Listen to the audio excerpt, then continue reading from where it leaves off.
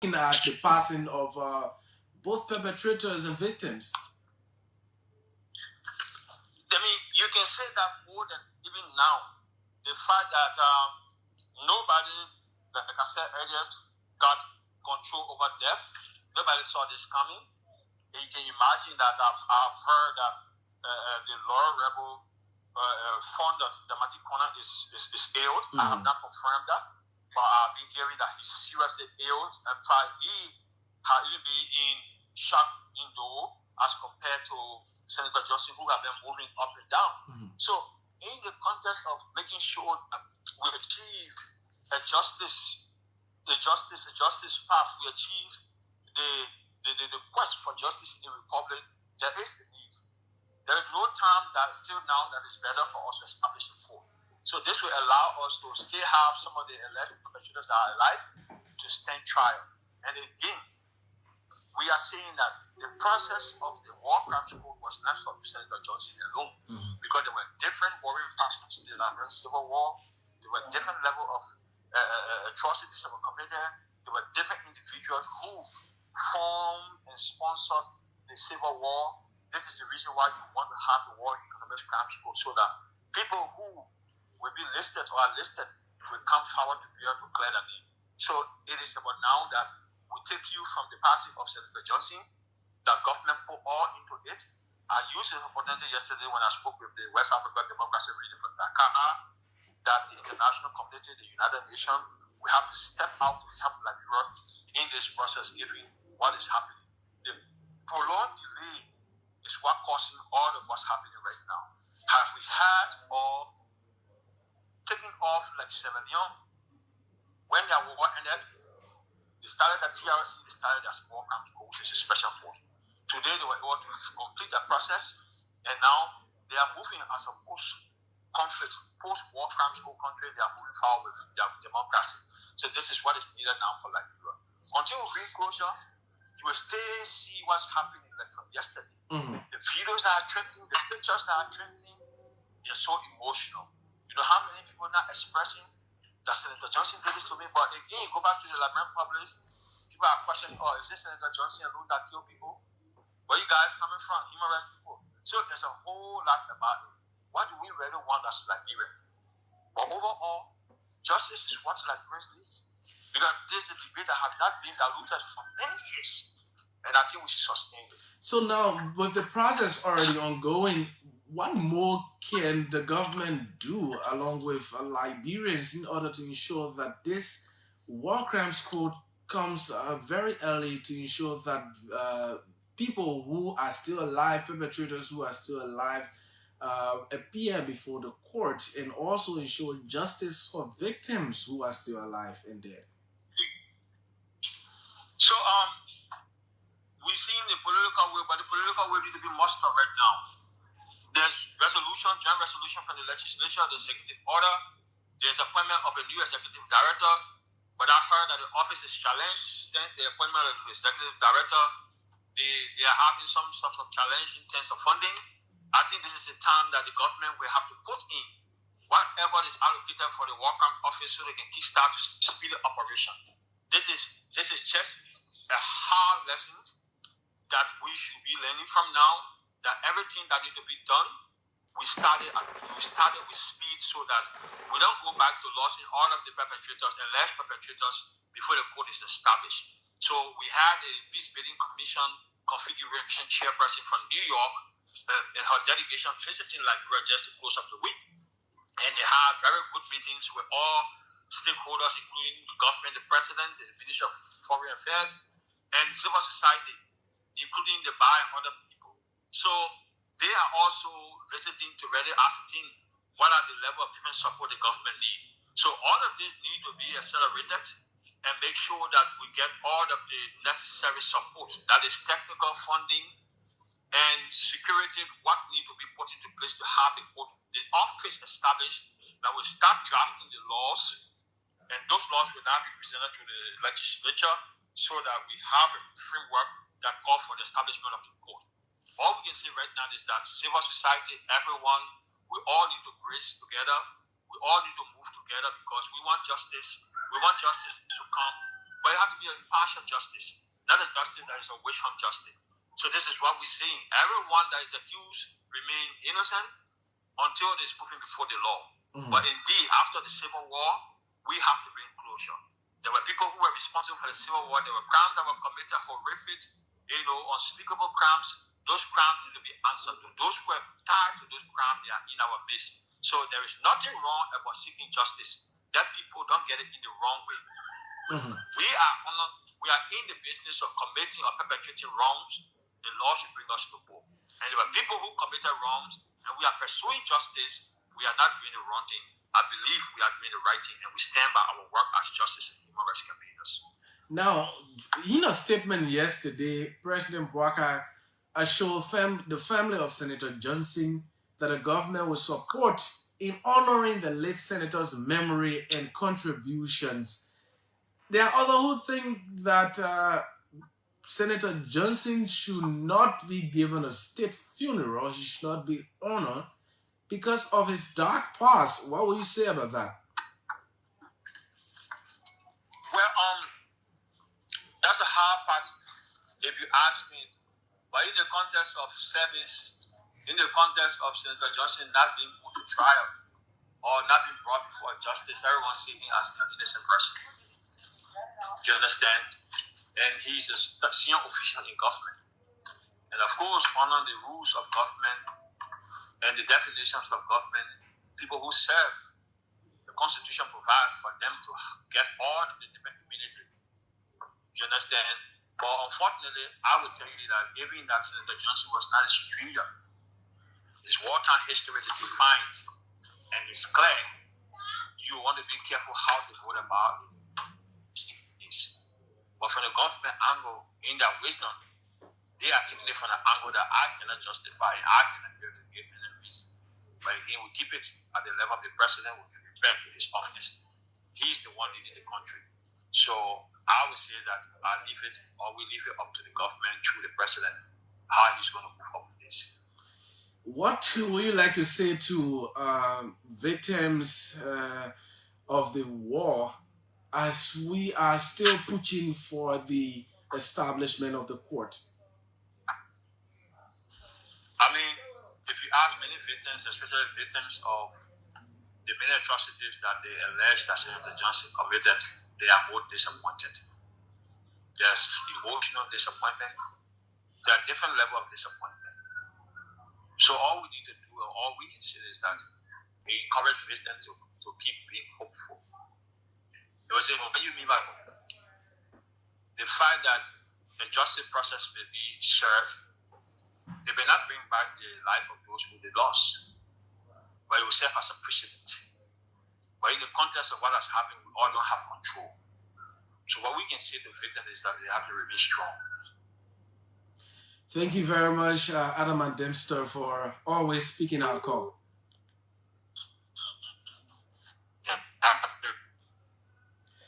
Oh, the line got jammed there. Yeah, that's it. It's just about renewing their hope,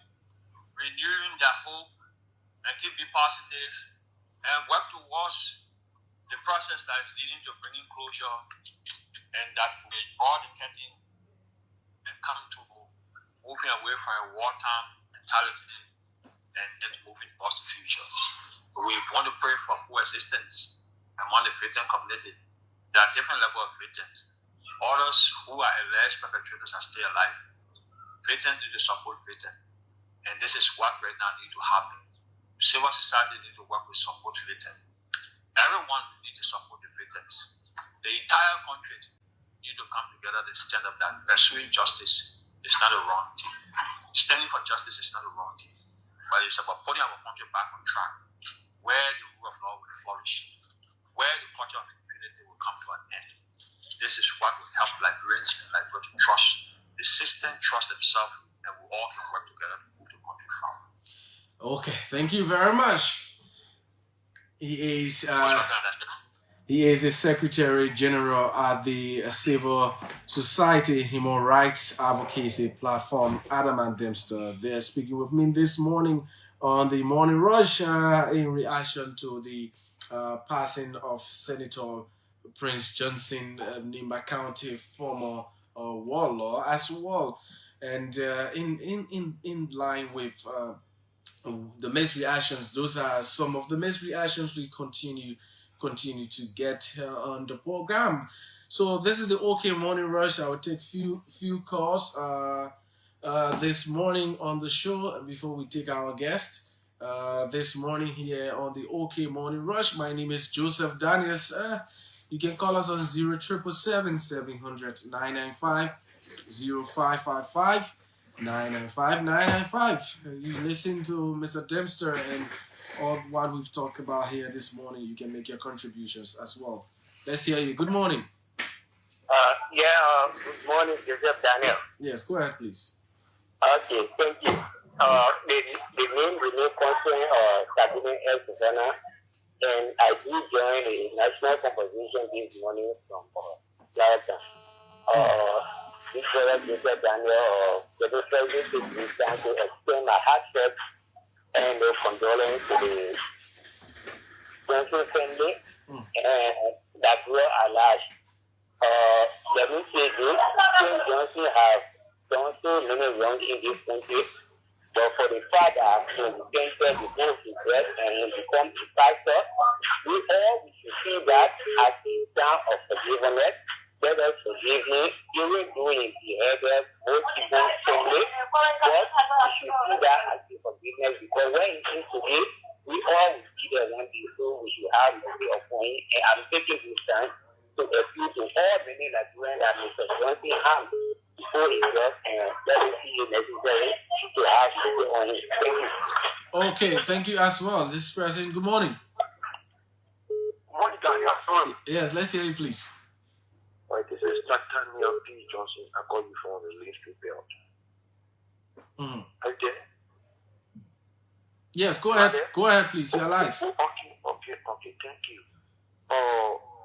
We all extend our condolences to the Berry family of the late Oral Johnson, but with the war code, look, if somebody died, whether they did wrong or bad here, they are just with the law.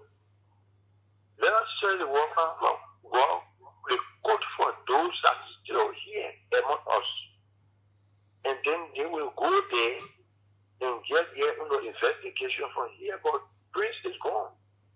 And everything he does, everything he did during the past, I mean, God is going to judge him.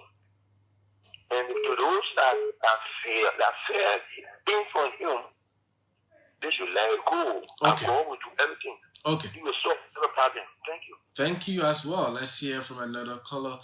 Good morning. Good morning. You're live. Go ahead, please. Okay. By the way, I'm George Watkins Jr. and I come from a conference room this morning. Okay, my brother, thank you for your talking point. You see, my attention have been drawn to the statement coming from the president urging his appointees to go by the rules. You see, the Constitution gave the president the power to appoint in his may as he will and pleasure. I don't know why the president will continue to bear his official, the president will continue to bear his official, and then they continue to downplay the voice of the president.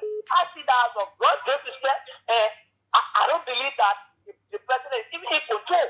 Because if the president is in control, those guys were not going to be brave enough to after the president said, no, it's the third time now the president said, oh, gentlemen, you have to get your answer. It's so disappointing and rude to the president. Thank you for the time.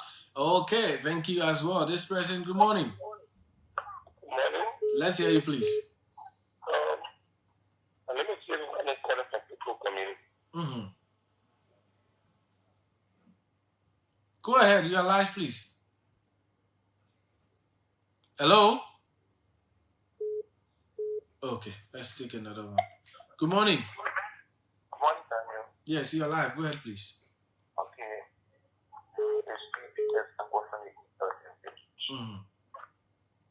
My concern has to do with the president needs to do the appointment. The president shouldn't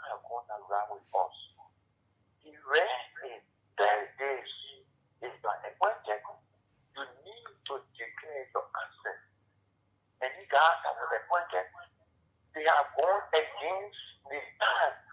What is such a significance of the presidency at 10 days? And after that 10 days, what will happen? Maybe the months that have passed, maybe officials are still learning how to maybe declare their assets. So the president thought to give them the, you know. Yes, I know it's not able to learn. It's being very hard to the rule. We just want to live lawless. We want to live lawless in the country. The people that the president appointed, the president has spoken to them on several occasions. Why is it they don't want to declare assets or they want to lose the country or what? Thank you. Okay, thank you as well. This person, good morning. Good morning. Let's hear you, please. Yeah, Joseph, good morning. Good morning to the listening person. I can recall I've been a month ago. A guy called on your show, I think all guys on the show. Against similar to the House of Representatives, to now the representative alone. That if they be careful, they will lose two of the members before the end of December. They are forgetting. And you know, because that man, he was not walking in his car talking, so nobody cares. So, you know, we can be listening to the radio and somehow we can be trying to call and get our point, but so now we can go through. Yeah, sometimes the line can be, you know, very, very much difficult. Yeah, so it's a strong call here to the other people who's listening in the morning. The message I make is those people, I think they want to find out how they can cut in for somebody, they buy long for them. Okay. And they want to do it. They should be careful. December not far from now. Okay. And for now, somebody can still hold ground. No, we pray nobody should hold ground, man. Okay, but just try to get out there. Please. Try to get out there. Okay. Okay, thank you. Let's take this person. Good morning. Let's hear you. You're live. Yeah, this is Sonnet. Hello? Yes, go ahead. You're live. Please go ahead. Joseph, thank you. The issue of Prince Johnson, I described it to be a cow and fear. What? A cow and fear. I'm not really getting what you're saying. I said the issue of Johnson was a cow. What made you say so? Okay. He brought up not because the war was between and Nigeria. That was war that affected the whole of Nigeria. But he did to go apologize to the family for what happened, and then accused two of killing his people. And why he brought war. And why he not appeal to Liberian people. Why not appeal to Liberian people and apologize to Liberian people for what he bring war for killing Liberians. But only to go appeal to two families that he killed two families should forgive him. So why about Liberian and that, about the tribal water between them? So it was only heavier to bring war and kill two, but we were not accused for killing the people in Nima County. That's why it's called war. So that's why I look at it to be that heavier and just hatred that is called war against two. Okay, let's hold you there and take another person. Good morning. Hello? Okay, this one. Good morning, let's hear you. Yeah, good morning, Judy. You're live, go ahead, please. Yeah, this is Gabriel S. I'm phoning from Waterside this morning. Gabriel, let's hear you. Yeah, thanks so kindly for the show. And you raised two concerns, but I want to highlight on how to. I don't know if you have 4 minutes time. Quickly, just got a minute. The one that has to do with Senator Johnson, first I would say my deepest sympathy to the people of Limba, because myself I'm some of Limba. So my deepest sympathy to the Johnson family and the House of Senate. And on the other hand, with the president, I think the president should not be begging his own official like appointed for them to declare their assets. I think the president is somewhere in the wrong. Because even if you see the code of conduct, all of people are condemning that office. I don't know why they want to establish that office and then should be condemned by the same government. So I think the president needs to do the needful to see how best his officials can abide by the rules and constitution of the nation. Thank you very much for this show. Okay, thank you as well. Someone wrote this comment here. Let me see what I can read an excerpt of it here because it is very long. It says, this is something that happened to this person. We'll be cautious about reading it, but this is from Clara Kuju Male. It says, I can take you to my home in Zenatown, Todi district and show our farm. We were on that evening when Prince Johnson's soldier entered the farm. He was a short guy, no shoes on. He wore a short black, dirty trousers and had a long gun in his hand. When he entered the farm, I was sitting under the kitchen, and my mom was on the farm clearing the grass from the rice. The soldier didn't talk to me. He was busy looking around to see if he could find an adult. When he saw my mom, he walked to her and said something. All my mom did was to stop working, return to the kitchen, and told me in Pele we should go to the town. The guy with the gun walked behind us with the guy, and we returned home. We were so afraid because we have never had anyone pointing gun at us. It was extremely scary and an awful scene. When we returned, he told my mom to put me inside the house and follow him. He took my mom to Prophet Aaron's church, the only white garment church we had in the town. Hours later, my mom returned home and told us that one man from Nimba County, Prince Johnson, has captured us and demanded no one leaves the town. While at the church, my mom said Johnson opened his bag, took out his scorpion, and let it crawl around him 4 times. He told the church if the scorpion scratched him, it means we were enemies, and he would have informed his hundreds of soldiers he had with him to kill all of us. The scorpion didn't scratch him, but criminal Johnson kept us without food, water, took food, and forcefully took some of our kinsmen and brought them along with him to Monrovia. He had lots of fair-skinned women with him.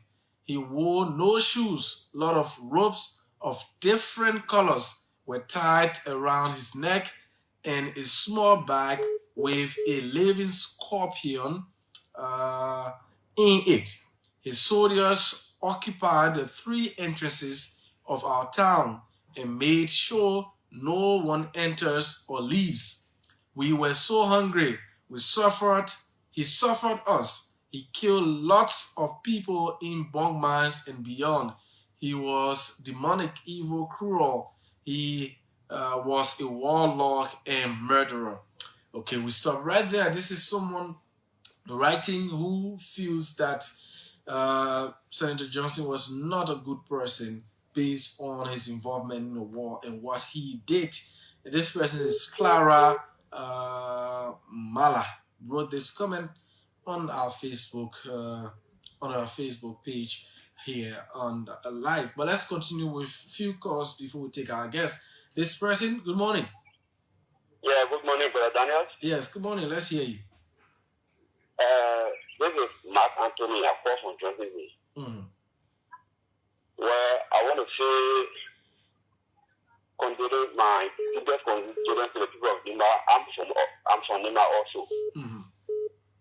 Prince Johnson, the United Heights, people, other tribes or other people from other parts of Liberia. Some of us were even Heights. But when a person dies in this time, at least we can sometimes bury our feelings. But the way Liberians are doing it, you know. Will you blame someone if they feel hurt because of a reason and they are reacting the way they are? Will you blame them? Yes, I will not blame them. But the issue here is the man has died. In the period of winning, some people are making these statements. In all of us should talk. What does that do for us right now? This way of expressing our grief, you know, is just like we are opening wounds. As a child, I saw what somebody did to me here. Not open the door, but I saw head lying differently, body lying differently as a child coming in the 1990s. You understand?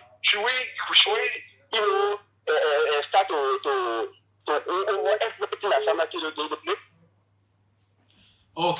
Okay, you made a point. Thank you. Okay, so that is it. Let's hear from this person. Good morning. Good morning. Yes, go ahead, please. You are very low. You need to speak up a little bit, please. Hello? Yes, better. Go ahead. Okay. Okay, my name is Nathan. I know you from Power. Okay.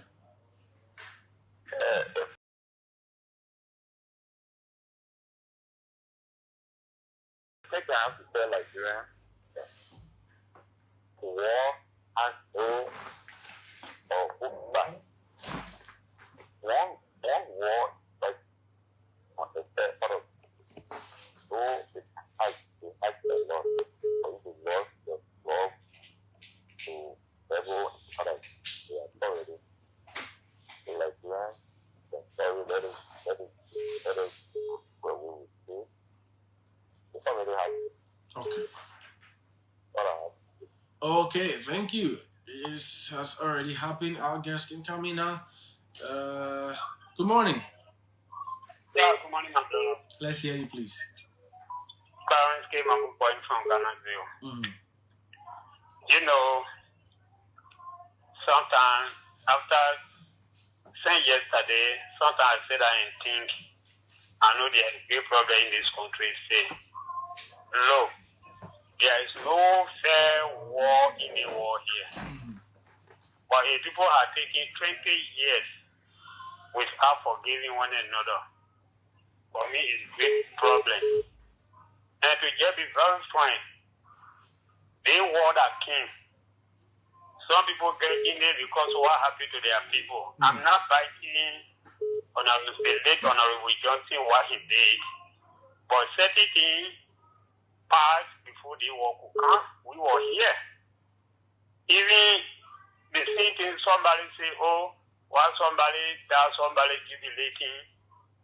At the time Turbo died, people were on the street, meeting woman bomb, soldier kid, Turbo. And since that time, you can't hear what we're hearing now about the family, from the family of Turbo. Can you imagine that? Then this one happened. For me, I don't in support of killing our leader in that manner. I'm not really in support of it. But everything under the IBA had a rule first. The one that came in this country, that was the initial state. Okay? But to get it very frank, we have to forgive one another. The reason is this. Even today, our parents died in the war. My very serious, my 3 brothers died. And even Tori, I already told you when Priest Joseph Baba, I know what happened to my sister. But I can't go into it. But equally so, if you do any expression in this movement, you are speaking for we who living. Because if it's expressing like that, and you're not forgiving, you don't have forgiving heart, Prince Johnson is there, he come, but your expression will make another people will go against another people tomorrow. Okay. I think he asked the right question by saying whether they have it right or not. They have it right. But in your mind, you can't believe that you created another enemy for tomorrow. And we should not do that as Liberians. Thank you. Thank you as well. Sorry, we cannot take any more calls. We will have a discussion with the Pharmaceutical Association of Liberia. But first, let's take this commercial break quickly and be right back here on the program, the OK Morning Rush, with me, Joseph Daniels.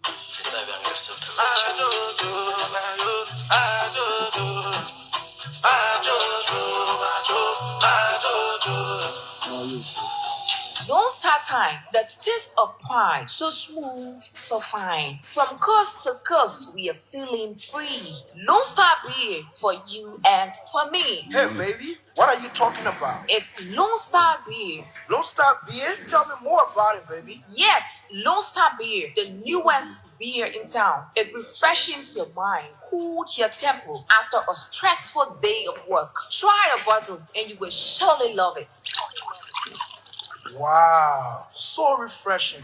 Where can I find Lone Star beer? Lone Star beer is available in shops, stores, and marketplaces, and is proudly brought to you by Soso Premium. For sales and inquiries, call your number +231 555 364105. Lone Star beer. Drink responsibly for 18 years and above.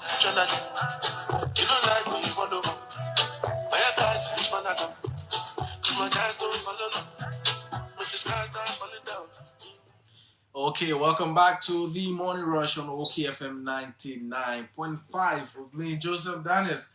So this morning we will be discussing more about the Pharmaceutical Association of Liberia. I have with me Dr. Humphrey B. Taylor. He's a co-chair, Media and Publicity. We have Dr. James Obian. He is the Planning Committee Chair. And we have Dr. Jui D. Kekula, President of the Pharmaceutical Association of Liberia. So let's start with you guys. Good morning. Welcome to the program. Let's start with, I don't know you, but I can match the faces on the names. All right. So I'd like you to introduce yourself so we can match the faces. All right. I'm Dr. Humphrey B. Taylor. Okay. I'm the co-chair on Media and Publicity PAL. Okay. So my name is Dr. Joey D. Kepler. I'm the president for the Pharmaceutical Association of Liberia. I'm glad to be in studio this morning to discuss our retreat. Okay. Thank you. Good to have you here. Yeah, okay, good morning. My name is James Obian, and I'm serving here on this team as the chairperson for Planning Committee PAL this year. Okay, that's great. So let's begin this morning by talking about the institution, the Pharmaceutical Association, because a lot of people will not know what is it about and why did you come together. So just give us a background and what are you about. Okay, so the Pharmaceutical Association of Liberia. So can you just pull the microphone up a little bit? Okay. Sorry, Thank you. I don't know that. That's it. Yeah, thank you. Mm. The Pharmaceutical Association of Liberia is the umbrella organization of professional pharmacists licensed, graduate from the School of Pharmacy or from other universities around the world, offering pharmacy degree, licensed, and then our goal is to improve pharmacy practice in Liberia and uphold those basic criteria that are set forth by our guidelines and regulation in pharmacy practice. We've been existing for over a long period of time. This year we are planning something good Okay. to improve the system. When were you established? Around 1986. Yeah. You've been living for long. Yeah, we've been living for long. Many people don't know about us. So, yeah, but we're moving on. Okay, so you've been moving. A lot of people don't know about you. So let me come to Humphrey. Perhaps you could talk about. No, we got a retreat chairman here. So let's start with him to start to talk about the retreat. What is the purpose of the retreat, and what do you hope to achieve during the retreat? All right, so thank you very much for the question. So, this year retreat, we actually intend to have this retreat this is a gathering at which we sit and discuss, assess the system to know the status. Please pull the microphone towards you a little bit. Okay. So, okay now? Yes, better. All right, so this retreat is aimed towards us as pharmacists in the country, gathering to this forum, sit down, assess the sector to know how far we are, and to identify critical issues or gaps that we need to mitigate for improvement. Okay. And that will be held when? So we hope to have this retreat the 4th. The 4th of December is our arrival day in Nima County, Ghana, and then we commence the discussion on the forum from the 4th to the 7th. So arrival day is the 3rd. Yeah. So Humphrey, when medical people gather, what do they do? What will you guys be doing? Will you be talking about syringe, or surgery, or what? Or would that be fun as well? Yeah. So basically, pharmacists are gathering on that retreat to first interact with one another. You know, we are from diverse workplaces, so we are going to gather to interact. So we have experience sharing as well, and then we will have some important issues that we'll be discussing, like issues concerning direct challenges that we face. We'll also be reviewing gains. Over the years, we've made some gains. The profession pharmacy has had that paradigm shift. Transitioning from the Bachelor of Pharmacy program to the Doctor of Pharmacy program. And then our role in the health sector from just traditional dispensers of medicines to now more integral part of the health system. So pharmacists have moved from just dispensing medications to being involved with medication therapy management, managing patients on the ward, optimizing patient treatment outcomes, and also in other areas like regulation, supply chain of medicines to various health facilities and all of that. So we'll be looking at important issues and we'll be coming up with resolution. You know, we've had these issues with even some disunity amongst pharmacists. So we'll also be looking at that. We'll look at that. We'll come up with some policy documents that will be drafted, and then we will look at resolving some issues. So we are going there for business, actually. Okay. Yeah. And you wanted to ask? Yeah. Retreat of this nature have been here for a long period of time. I think the last time we did conduct a retreat was 2015. So there are a lot of lingering issues that we need to look at, like my colleague was saying. We want to review the entire sector of the pharmacy practice in Liberia, from the issue of drug manufacturing to the issue that is from way clinical trials, where it's just a chemical symbol of the medicine that you want to develop, the development of it, how it comes into Liberia, how it gets into the hospital, patient take it, what happened to them, the system that governing it, and all of that. So we look at the entire pharmaceutical landscape in Liberia, looking at it from all sectors. So we want to look at what we are doing to see how we can improve upon what are the challenges, what are the gaps. So not just gathering to socialize, but to review the entire sector. Some will be wanting the drug, people say bulky medicine, bulky anything. Which sector of the pharmacy practice responsible for that? They will be addressing some of those issues. So those are basically we intend to highlight in our discussion. Okay, yeah, coming. So additionally, for the purpose of this gathering, one of the functions of the pharmacists in this country, like you mentioned, is to improve medicine in the community, to increase access to medication and medical supplies to the brain populace. So one of the way we can do that is for us to actually enforce our supply chain component of our functions.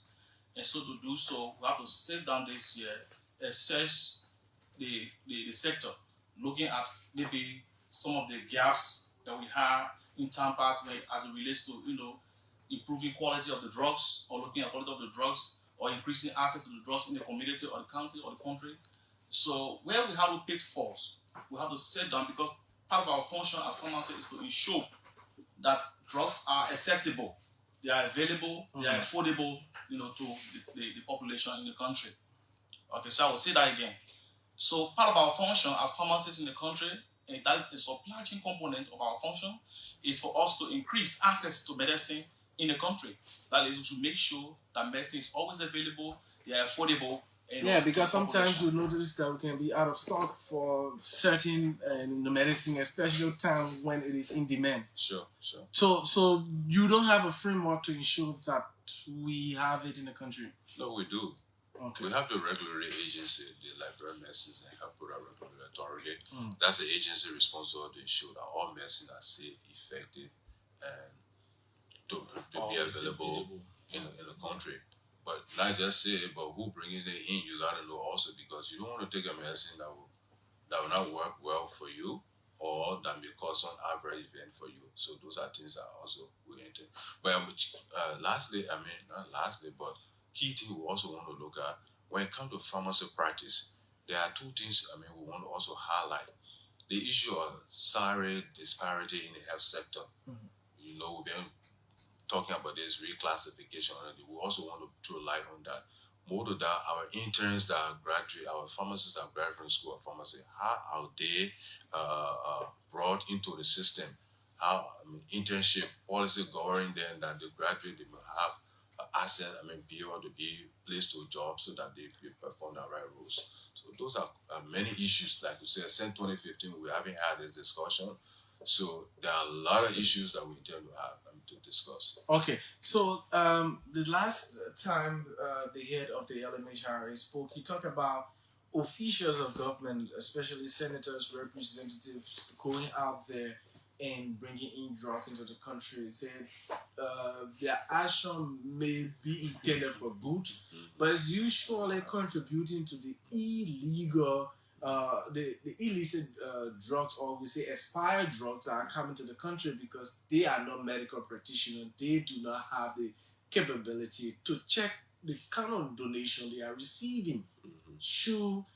What do you make of that statement from him? Is there any truth in it? Okay, so let me make a disclaimer. This is the Pharmaceutical Association of Liberia. We are a pressure group advocating for the well-being of pharmacists and pharmacy practice. Equally so, the LMHRA is part of the Pharmaceutical Association of Liberia because the one who governs that institution is a pharmacist. So statement we made will not be policy on that, even though some of work with the LMHRA. So I'm speaking in my capacity as president of the PAL. So yes, at the LMHRA, there are regulations, there are guidelines put into place on how you bring donated product. There are guidelines for donation. So there are time frame. For instance, they will tell you, you have like 1 year shelf life. When we talk about shelf life, we're talking about how long the medicine will remain on the shelf before it expire. So some of the medication that comes in, because these people, honorable people or philanthropists, they are not health practitioners, they go to a company look at a shelf life drug that is around maybe 2-3 months. Maybe they spend 2 months on the ship before it arrives. And it comes before you clear it. So before you even get to the end user, it's just got a few days to expire or even expire. And that is expensive because to incinerate, to destroy, they're going to throw it into the dumper. Somebody will take it from there, go sell it. There are specialized way of incinerating those products. So it is a critical issue. I'm glad that you're raising up the bar on that, discussing it on it. But we are confident that they are able to address those issues. So in addition to that, while you add into it, I want you to also address: should the LMHRA be complaining or should they be enforcing the regulation? But Chief, before you come in, we can't talk about retreat. Yeah, so but when you mentioned about the whole sector. But you brought up the issue about the way drugs are brought into the country, how you discuss those issues at your retreats. So maybe this could be something that will also come out in the retreat. That's why I'm asking. So as I said earlier, we are going to have a review of the sector. But then, in addition to what Dr. Kekula said, you know, if I'm not a medical practitioner, I'm not a pharmacist. I mean, being a part of the supply chain is very difficult because I will have to make decision on the classes of medicines that will bring in. You don't know the classes of medicines that the person donating to you will want to select, and then you just take you will just take that donation because that donation was brought. I mean, was given to you by some establishment in the States, for example, or in Europe. So I take that thing and I say it is medicines, but I don't know the class. I don't know whether prescribers are prescribing our medicines for people. So I take that donated items and bring it to Liberia, and then find out that prescribers are not even going in that direction of prescribing those medicines. Maybe only a few persons on a class of medicines that you brought in country. So you have it stockpiled in the warehouse, and at the end of the day, it's going to get expired. So that's a topic for another day. Okay. Come in, yeah. James. Okay, so thank you very much. I think this question is very cardinal, as part of this endeavor. I have had the opportunity to serve at the Ministry of Health at the level of the supply chain management unit, and I served there as one of the deputy directors before this government came into being. And so I've seen a lot, to that question you just asked, and there are donation guidelines or policy, at the Ministry of Health, at the level of the pharmaceutical division at the Ministry of Health. And there, one of the issues that people have had with this donation guideline is that they are actually being enforced by the government, right? So most of the time, because of the higher up, or people who are the hem of power, who are in the lead, and they have the connections overseas and getting the donations, so most of the time they don't regard these donations. We have flagged them over and over to them, have spoken about it over to them, but most of the time they don't give us ears. I've had the experience several times. But actually, there are rules that you should be enforcing. Yeah, aren't there ways to ensure that they are enforced? There are rules. Yeah. There are ways to enforce them, right? But let me just come in small. PAL is just a pressure group. I know. I'm talking about from the angle of. Yeah, we're just speaking based on experience, based on our own area of work. But we actually discussing the PAL retreat. We don't want to. We don't want to sway away from the PAL retreat. It has a lot of things to discuss. We are not able to inform the public. Just conclude on that. Yes. So there are guidelines, right? There are policy to govern those activities, right? And the pharmaceutical association is not the one taking the lead in enforcing them, right? We are just an umbrella organization that seek to advocate for the affairs of this group of professionals. I hope you reach to the level where you will place your advocacy more on that LMHRA. That's why I said the LMHRA Managing Director, Honorable Luke Bao, will be at the retreat. It has a whole full presentation that talking about pharmaceutical regulations in Liberia. So maybe you could take some stories from there also and make a good news headline. Okay. So let's go back to the retreat. That is the area of interest. That's our interest. Yeah, man. We don't got short time. Let's go back to the retreat. So you'll be having a dinner night. Tell us about a dinner night and how can your members form a part of it? So let the chairman talk more down. All right, so let me take the lead on this one.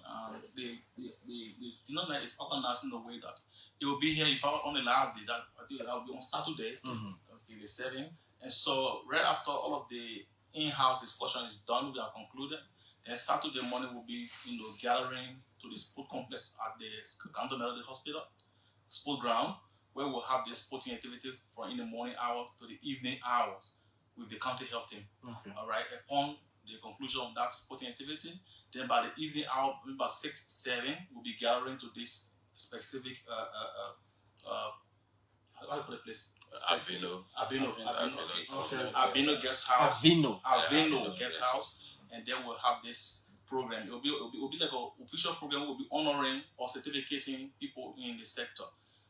So it won't just be dinner, drinking, and eating. It will also we'll be recognizing the effort of practitioners. Okay. So let me just add up to what he said. The program runs such that on day 1, we're going to have a parade on the principal street of Ganta. Then we'll converge at this Albino Conference Hotel, and we'll have a formal indoor program with a keynote speaker and some prominent health or governing council in Lima County. After that, we'll have our annual General Assembly where we discuss our in-house activities and a lot of things. And we'll be doing some resolution from there that will come by energized to start how we improve the pharmaceutical sector in Liberia. Then on Saturday, of course, retreat like this is not just all scientific. There should be other social component or sort of physical. So we'll have a sporting interaction with the Nima County health team. We hope they don't bring the Nima County team to us. We want a health team. I don't know. You show Adika. Yeah. Then after that, you're not going to be as in a Nima County team, brother. Well, I'm going to show that Adika. Then at the end of the day, we will converge in the evening for a dinner, a gala night. And that time we'll be also using that time to appreciate, to give outstanding awards to pharmacists in different categories. Clinical pharmacists, rural pharmacy practice. Imagine those that are working in some of the hard to reach county where you got to carry medicine way to that clinic, way in the corner there. They are making enormous sacrifices. So we want to appreciate some of them. Of course, pharmacy education, and we'll be honoring our foundation president. That is pharmacist Claverina Bragg Parker. She was the founding president of the PAL and the West Africa Postgraduate College of Pharmacists. She was the founding president, so we'll be honoring her also at that program. And a few other colleagues that have made airways in their lines of duties. Yeah, those are basic composition of the retreat. All right, so we'll be giving her 8 awards, and then we'll give her clinical pharmacist award, hospital pharmacist award. We'll also be giving award for supply chain pharmacists, rural pharmacists, county pharmacists, regulatory pharmacists award. We'll also be looking at pharmacist educator award. And then we give her the biggest award, which is the Claverina Bragg Parker Award. So these are things that we'll be doing on the last day, the dinner and awards night. Yeah, and this highest award is named in honor of Claverina Bragg Parker, or the pioneer pharmacist, female pharmacist in Liberia and West Africa. So we'll be giving that award, the Claverina Bragg Parker, to the award to the best performing pharmacist. Yeah. Those are different awards that will be given. Different categories. But one of it stands out. That's the highest award for pharmacy practice. How prepared are you to bring pharmacists from across the country, because they are far to reach areas? Are you bringing everyone on board? So I will speak to it in the chair again. Occasion of this nature, we usually write in institutions, and then we're not going to close all the doors, because, for instance, if you close the door, you don't get supplies and all that. So we're encouraging pharmacists from all across the country, out of the country, who can make their way to come. We appreciate that, and they are funding. We funding ourselves, and then we're looking out there for assistance from other institutions. So we're committing ourselves to some of those issues today. Okay. So additionally, so we have actually added, we wanted to at least have 150 pharmacists from the entire country, for this gathering. 150 pharmacists. Yes, just at least 150 pharmacists. But we have this platform where we have, we discuss issues and we connect with pharmacists across the country. So almost all the pharmacists in the country, they are aware of this occasion in the timeline. And so people have been responding, in respect to paying for the gathering. And so we know exactly now from where we stay, we know how many persons will be actually available based on the payment listing we have. And it's also possible, like you said, because people are having competing priorities, at the workplaces. So it's also possible that we may not have all of them available at the point in time. Okay. Yeah. Okay. That is good. Is there anything that you guys would like to add before maybe there are people, some of the pharmacists who want to ask questions, or others who want to ask questions? Yeah, so we want to use this time to encourage pharmacists to be a part of the program. This is a program for pharmacists, a retreat, and we are going to discuss several issues, several important issues. So we expect pharmacists all around the country to converge in Ganta from the 4th to the 7th and participate in the retreat. And obviously, the people of Nima County, especially Ganta, we have a boost in the economy because we are going there for food. Yeah, bringing 4 to 150. 5 days. Yeah, so it'll be okay. Nima is benefiting a lot because most of these programs are going there. Yeah, that's great. So before I take calls, I want one person to just talk about how dangerous it is to consume expired drugs, because that's something that people sometimes confronted with. Pharmacists, there are some pharmacists that would know that the drug is expired, but they are still selling it out there. So let me come in. This kind of discussion, we left the time to discuss it because it's very key, indeed, because it border on the health and the survivability of our people. So the drug does not just expire in one day time. That's why we're talking about the shelf life. How long it should stay on the shelf before the supply chain will talk about a certain time of the drug life, you take it off the shelf. Because why? It is very considered at risk because it's nearing expiry. The chemical components, okay, that shelf life, that lifespan of the drug that is given you and that is rated on the expire at this time tells you that beyond that time, if you take this drug, it may react adversely on you, all right, and cause some serious reaction in your system that your body may not be able to. And the reason why that expiry date is beyond, the manufacturer will not be held responsible for it. That is why we say at the regulatory agency, the manufacturing date or the specification on the drug should be on the label. So if you go beyond that, it is at your risk. We advise you, that thing what people can say, let me put it in a very simple way. When the drug expires, say get 3-4 months before it's spoiled, that's lie. Expire means dead. How can you die and tell me say you still got 3 more months to live? Yes, you may survive it. It may not cause serious reaction on you at the time, but some of these things are built-up reaction that takes place in years to come, and you will not be able to trace it. So when we tell you say expire at this time, please bear with it. Don't go beyond that. Find an alternative. That's why we have different alternatives. A lot of medication on being manufactured in the world.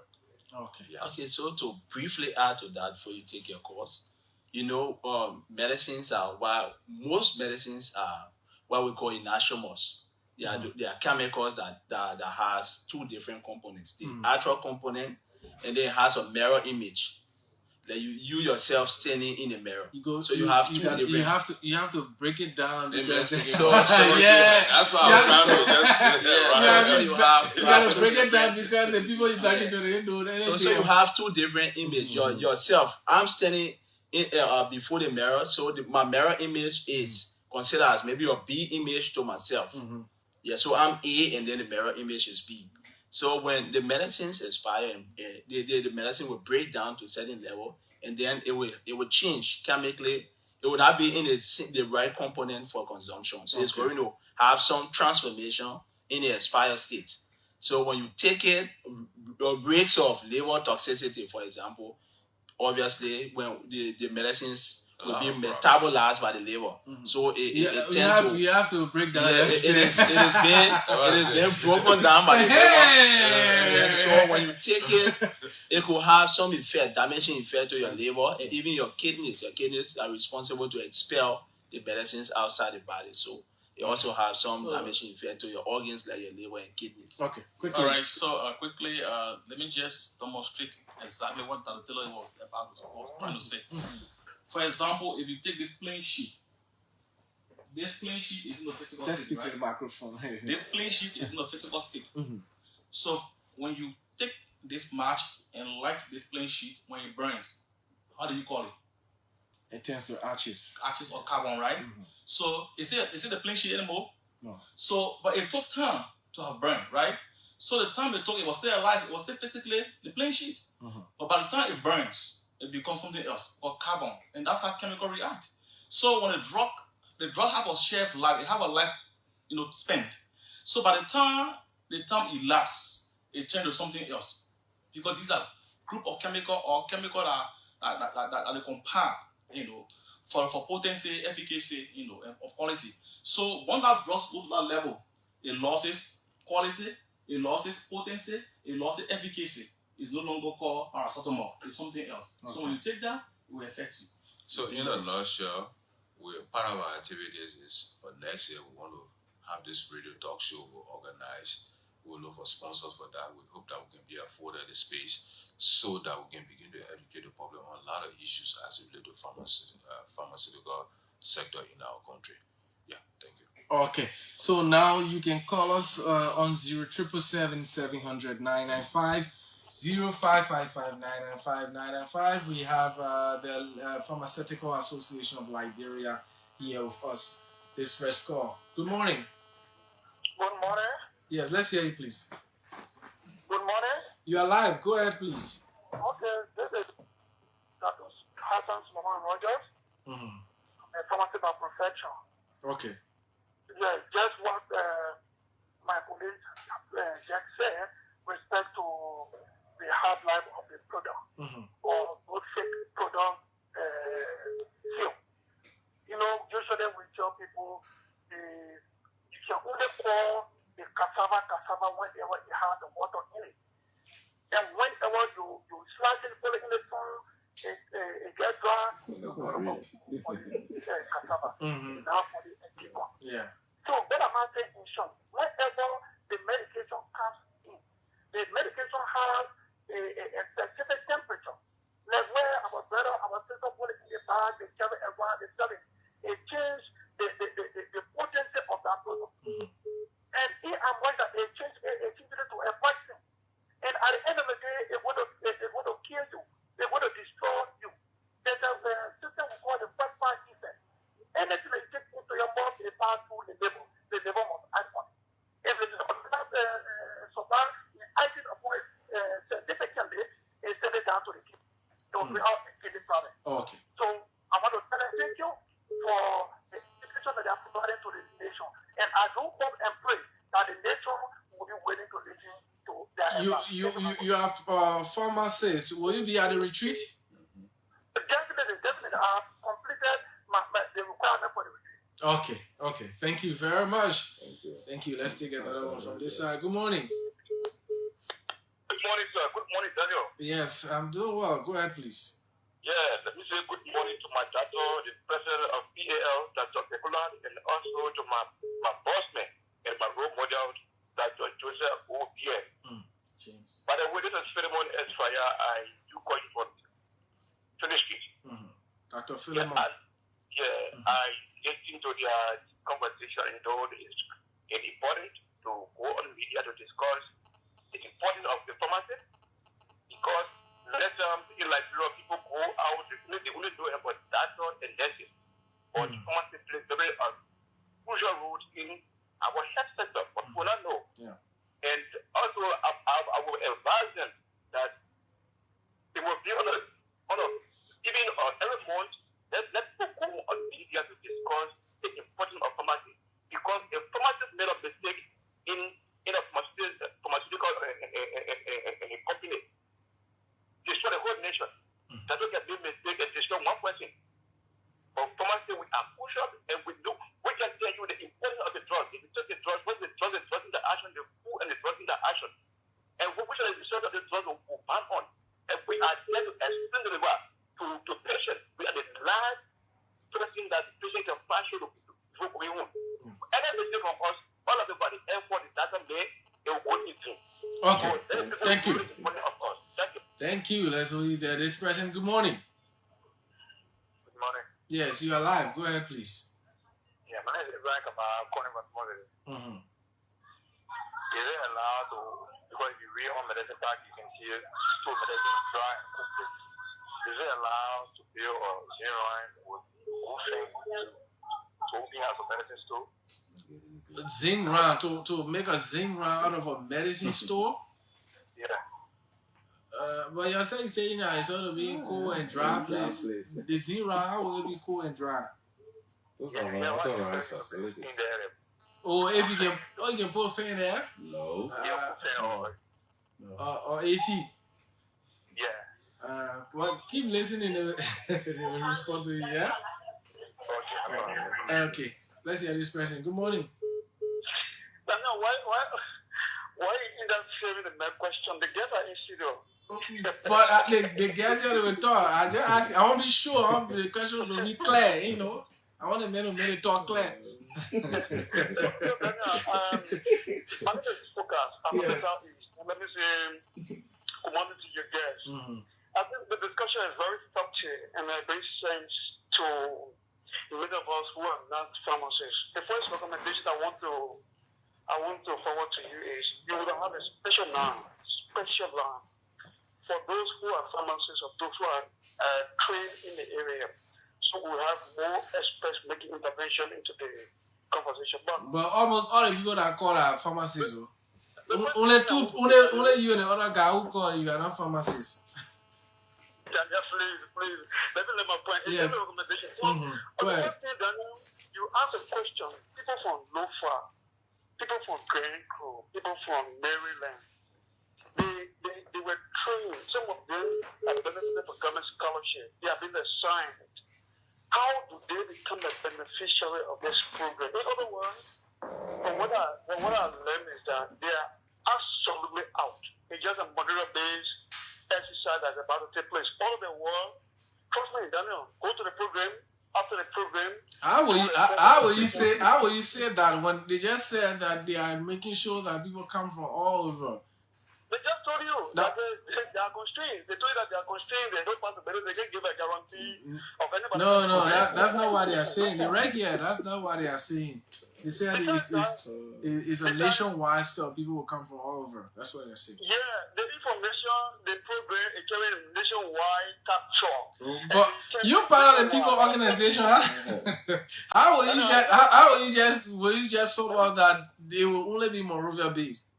Let me let my talk, please. So, this is not the first time that we have been witnessing this thing happening in Monrovia. But the point I wanted to make as a recommendation is... Okay, so one thing you can do is maybe you'll be having journalists there, right? Of course. So we'll report on it. Go ahead. You see the way you want to relate to the report, Grand Crew, Maryland, Sound, and all other places in the South is by media. You won't be sitting in Maria and take phone and then get a coverage for them. But the point I wanted to make, Daniel, is I want to say it's a very fine thing. Look, there are too many things that are coming on in Liberia that we have not been hearing about in terms of media coverage. I want to say they have done extremely well. I mean, their articulation are very, very explicit. I want to recommend to them. Sometimes they need to take on EFDC because I don't even want to say go to Grand Crew, go to Sano, go to Maryland. The challenge will be enormous and they will not even endure that challenge. But they need to take on EFDC. They need to also have what we call agents. Maybe drastically they need to make a round tour to be able to see what is happening and then set some of the conditions and do what called severe education to our people. But thank you. On the average, I think they have done well. Thank you.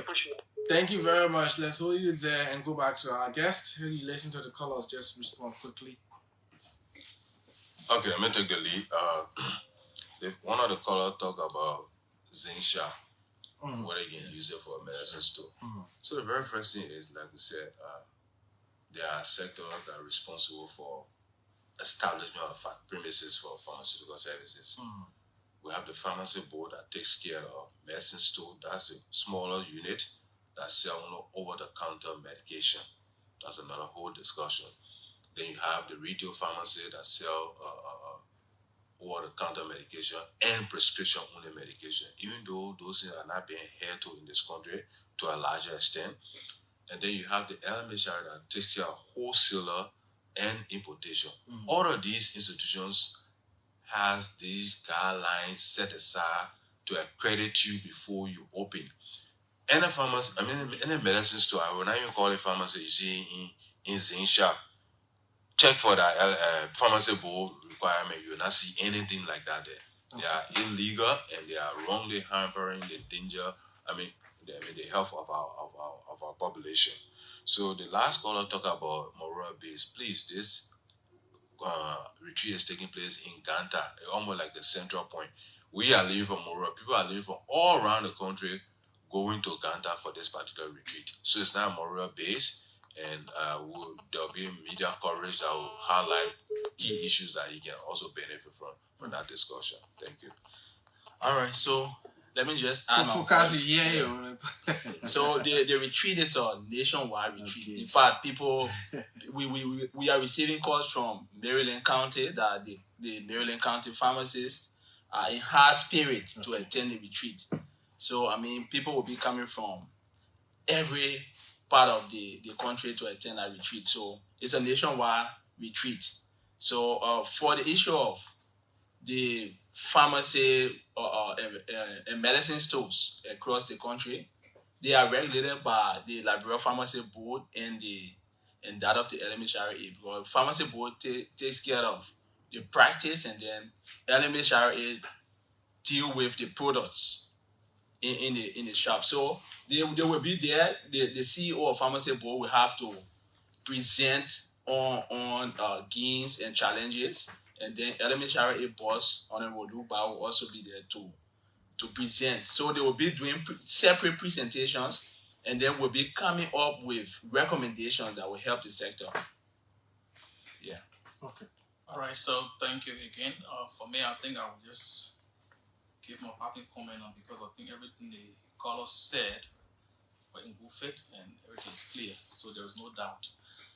So let me take this time now out to actually, as the chairperson for this committee for planning retreat this year, to encourage all pharmacists across the country to take it very serious this year, because I mean, this forum will be very scientific, and there will be discussing policy that we have had in time past that are not being enforced, and we'll be discussing issues, we'll be developing strategies to see how we can ensure that the policies are implemented to the fullest, to the benefit of the Liberian people as pharmacists.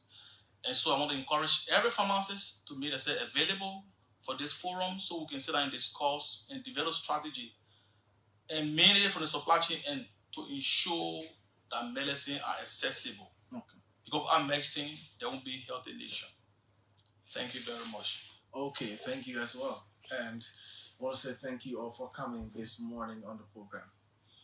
Thank you, sir. And we look forward to appearing another time. Okay, members of the Pharmaceutical Association of Liberia here this morning with me on the Morning Rush, discussing the upcoming retreat.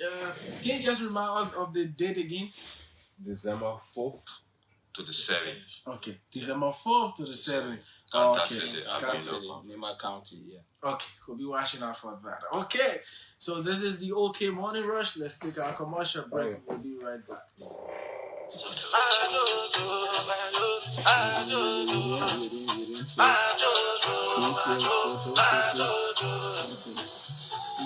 Lone Star Time, the taste of pride, so smooth, so fine. From coast to coast, we are feeling free. Lone Star beer for you and for me. Hey, baby, what are you talking about? It's Lone Star beer. Lone Star beer? Tell me more about it, baby. Yes, Lone Star beer, the newest beer in town. It refreshes your mind, cools your temple after a stressful day of work. Try a bottle and you will surely love it. Wow, so refreshing. Where can I find Lone Star beer? Lone Star beer is available in shops, stores, and marketplaces. It is proudly brought to you by Soso Premium. For sales and inquiries, call cell number +231 555 364105. Lone Star beer. Drink responsibly for 18 years and above.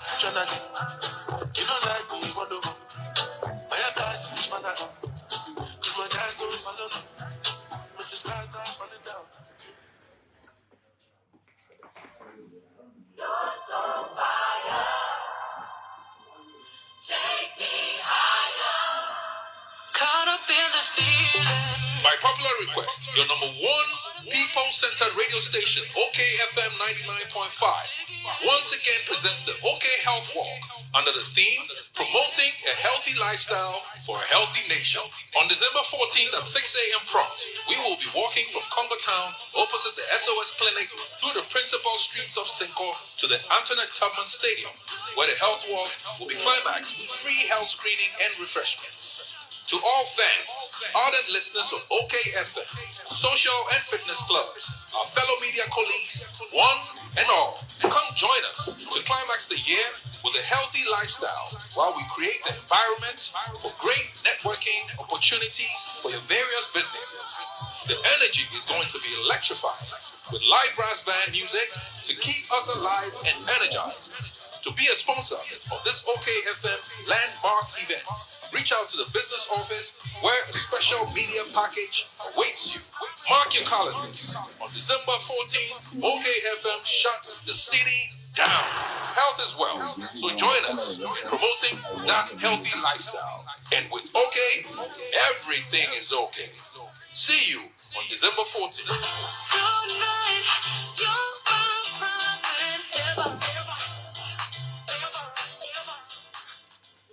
Okay, welcome back to the Morning Rush on OKFM 99.5. I'm Joseph Daniels here with you this morning, and we are going up to 10 o'clock this morning, and we will be discussing more this morning on the government latest pronouncements of increasing the salary of health workers. What do they make of that? We'll talk more about that this morning. But first, this information, listeners are encouraged to tune in to OKFM at 10 a.m. this morning, as we will bring you a special documentary looking at the birth, life, and death of the late Liberian President William V.S. Tubman. The 45 minutes interesting documentary is the work of former Information Minister Ledger Hood Rennie.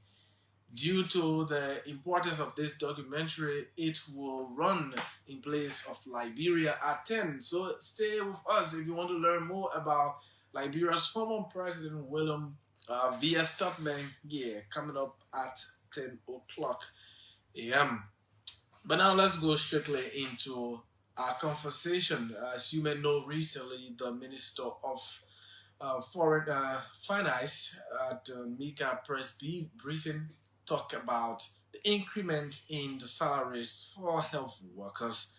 This has been an issue. But following that pronouncement, health workers do not seem to be pleased, especially nurses and physician assistants are not pleased about that pronouncement. So what are the issues? I have with me Theophilus Tambafaya. He's the president of Liberia National Physician Assistance Association. Theophilus, good morning. Welcome to the program. Thank you very much, Brother Daniel. It's a pleasure to be in your studio this morning, especially on the holiday day like this, that we should be home, but at least it's a court duty as well. I'm here, so you are here to discuss these issues. So tell us about your institution. What is it for many who do not understand the work that you do? So, Liberia National Physician Assistant Association. It is an advocacy arm, not just for the physician assistant profession in Liberia, but for the health services of this country to be better. And over the years, we have embarked on series of discussions regarding career pathway, improving or strengthening our own capacity in order for us to deliver the services that are expected of us as physician assistants that are serving at the last mile of this country, Liberia. So you will understand that the physician assistant name points from the name physician. It means that after the physician is the physician assistant. Okay. Even though our educational length are different, because in 1964, when we were established formally, due to the high demand of the healthcare services need for the country. Imagine at that time was less than 1 million. And today we are up to 5.5 million. So just see that there's a need. But overall, I just believe that we just downplay maybe the need. And at the end of the day, people will adapt to what we see. And that's why you see us here currently, we're not really attaching too much to health. Okay. Yes. Now, the Liberian government is one of the highest employer when it comes to health workers in Liberia. You guys have been complaining about low wages over the years, and a lot of health workers also spoke against the harmonization. Let us begin by discussing what issue did you have with the harmonization policy? What did it do to health workers that you guys were so badly against it? For harmonization, I don't know the other line ministries, but for the health sector, it was not actually harmonization, it was favoritism.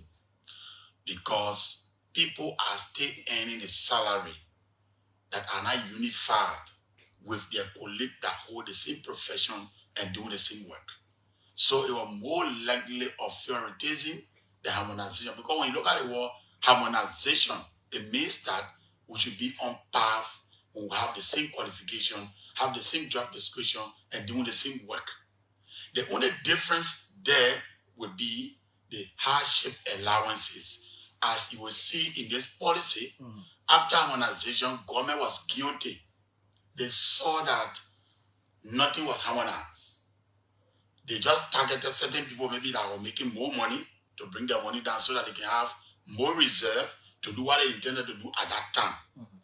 But with this policy, after we pressured them for 18 months, that's how you saw this policy was being drafted, and with the title. Okay, so is the recruitment service and pay and grade policy for health workers of Liberia? Very good. And adapted into pay and grade system of the Civil Servant Agency, 2023. Okay. This policy is the conglomeration of almost all relevant stakeholders, including the finance minister that made the statement that you're going to add money on our pay. His signature is right here in person of Simon Tue at the time. Minister of Health, signature is right here in person of Wilhelmina Jara at the time. Civil Servant Agency Director General, signature right here in person of Honorable Thompson at the time. Then you list all of the different boards. You have the Nurses Board, the PA Board, the LMDC, the associations are all here. As a matter of fact, when you check on this policy, there's a page, there's an area that talks about the policy statement. The policy statement was derived as a result of solving pay equity, salary disparity, and equal opportunities of learning to improve services of this country. They are all into this. Read the background, you see the differences of what I tell you. Quite interesting, they go to page 8. Page 8 of the policy. Page 8 of the policy. Page 8. It talks about employment, pay, and provision of incentive. Everything is stipulated here. When we talk about employment, when you are employed, there is an amount that you start at. And eventually, over 3 years, 4 years, you reach at your peak. That means you pay people based on seniority. So unemployment is what you are talking about. Unemployment, So unemployment, I say, as in the case of doctors and pharmacists, or other cadres of health workers will be hired based on a combination of need and availability of fiscal resources to pay and continuously adjust compensation to the appropriate level for the grade of the employee. Accordingly, the following shall apply upon licensing the successful new graduates who complete their internship and or pass their respective board exams. Very good. So when we talk about according to the pay grade, now there's a pay grade that been decided upon by the government for healthcare workers in Liberia. When you check on page 24, this is a pay grade. In the green line is the maximum amount that you are to reach to after 4 years. Meaning that this policy is already being looked down upon for the past 1 year. 2024 January should have been the implementation starting because it was passed in October of last year. Yes. Then implementation started January of this year. I would tell you the reference point for the implementation of this policy as well. So you have reneged, you see necessary PA, for example, physician assistant for diploma or diploma. $550 was what was decided for their pay maximum. That means over 4 years. 2024, 2025, 2026, 2027 will close the line on that people. When you employ another person again, you start them again with 70%, 80%, 90%, up to 100%. Because we know government does not have the resources in one bucket. So incrementally, government will increase the salary until it reach at the peak. Then we also talked about bachelor's scholars, physician assistant to be earning $750. So the $750 also going to be done incremental. Then specialized physician assistant, $1,500. Interestingly, this policy was looked down upon, and you have physician assistant currently working in the system that even earn less than $150. Physician assistant, less than $150. Less than $150. But check on page 9 again. They will tell you that every other opportunity in the health sector, including education, is also to be for everybody. Look at classification and change of status of all categories of healthcare workers. You see that title, right? You need to reclassify the people. There are people you pay $150. You pay some people $400, $450. That's how we're doing the same work and have the same qualification, but you just pay them the way you feel at the time. Now you want to correct it by saying maybe you want to add $50 across. You know what I mean? When you say you want to add $50 across the board for every healthcare worker, you know what you have done? You have just replicated the sum of disparity. So this means now this was put in place in order to mitigate the gap in the salary disparity. Very good. Following the harmonization policy. Very good. Very good. Okay, so you now, as an organization, as health workers, were expecting that this new government follow in the path of the past administration. Now, before we get to what the minister said recently, have you made any engagements prior to that pronouncement about this particular policy document that it was signed by the ministers and other agency, and to know whether this government is committed to implementing it? So this is where I draw the word the minister was misled. The minister was misled in the sense the minister received a turnover. We wrote Honorable Boeman Kamara, giving letter expressing our concern. That letter was even read on your radio station here before. And when threatening go slow action, you saw them calling all around, Mr. Fire, please now let's talk. I told them, say, anything that have to do with policy, just ask when you go to court, they can quote the laws that have policies should be implemented. When you start implementing the policy, you have midterm review. We wrote the Minister of Finance, we wrote the Senate Committee on Health Chairperson, the lower house, Honorable Judy Fatoma Wia, the Minister of Health, the CSA Director General. For every time we read them, we accompanied the letter with this policy copy. Now, they receive our letters, they don't see it. After they went, they just pronounced that $50 with the intention of pacifying us to promote more disparity. We said no. There are people technically that in the health sector currently, when we say want to implement salary reclassification policy, at 70%, people will not be receiving money, some of them. Because they already are 70%, or even some of them are already at 80%. Those are in the critical bill of salary. You must say doing the same way, making $350. They are making $150. Am I not in the critical bill? I'm in the critical bill. I should be prioritized. You put the other people in a ceiling, and then the other people try to bring them to the level of other people. Then eventually, you try to correct the wrong. But if you just wake up, you leave it wrong, then you wreck over it. That means you're making your writing dirty. So we have resolved physician assistant in Liberia to give government 10 days.